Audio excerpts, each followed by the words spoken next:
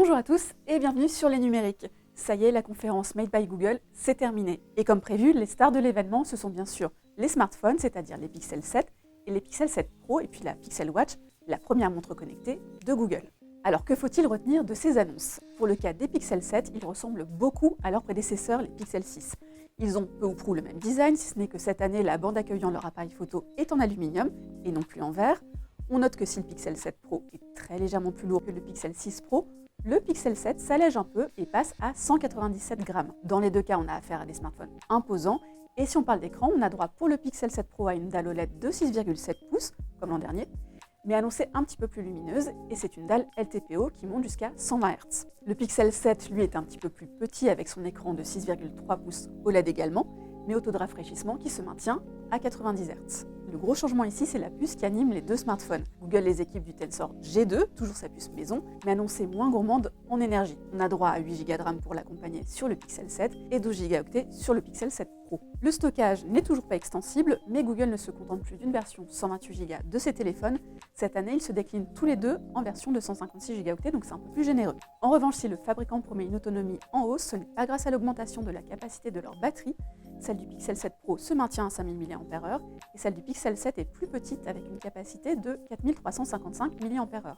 La charge, qui n'était pas très rapide l'an dernier, reste fixée à 30 watts, toujours avec du sans fil également.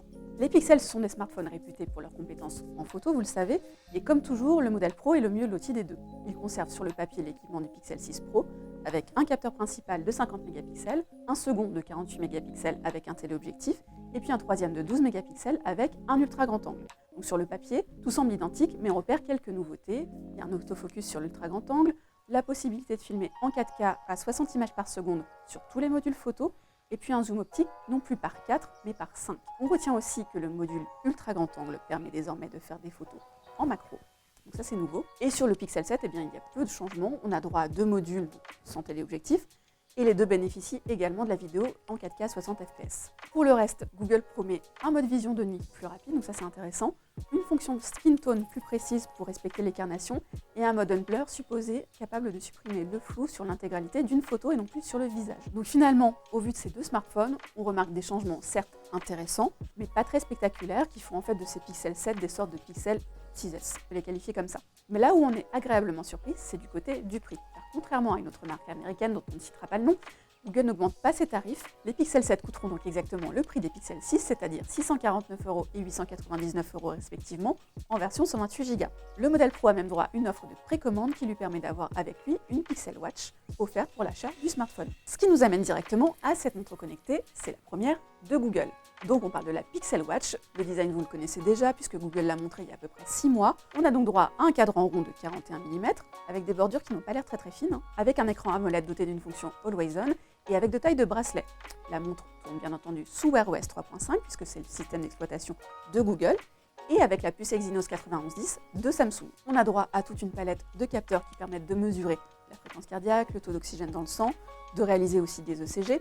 Donc c'est à la fois une montre dédiée aux usages du quotidien et puis un appareil orienté vers le sport et la santé. Et comme bien des produits du genre, il faudra la charger très régulièrement parce que Google n'annonce que 24 heures d'autonomie.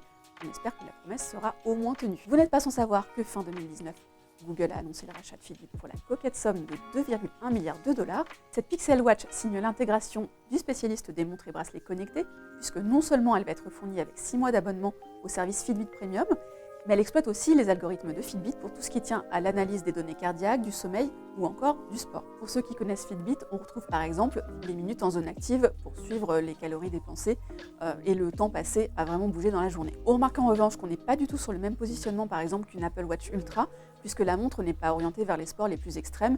Elle est juste certifiée d'ailleurs résistante à l'eau jusqu'à 5 atmosphères, comme la plupart des montres. Pour finir, un petit point tarif, il faudra compter 379 € pour la Pixel Watch en version Wi-Fi, et puis 429 € pour sa version 4G. Voilà pour l'essentiel des annonces Pixel du jour, sachant que Google garde un petit peu de nouveautés pour plus tard, puisqu'on aura droit à une Pixel tablette d'ici le début de l'année prochaine. Quant à moi, je vais m'enfermer dans mes labos et je vous retrouve très bientôt pour le test des Pixel 7, des Pixel 7 Pro, et puis bien entendu de la Pixel Watch.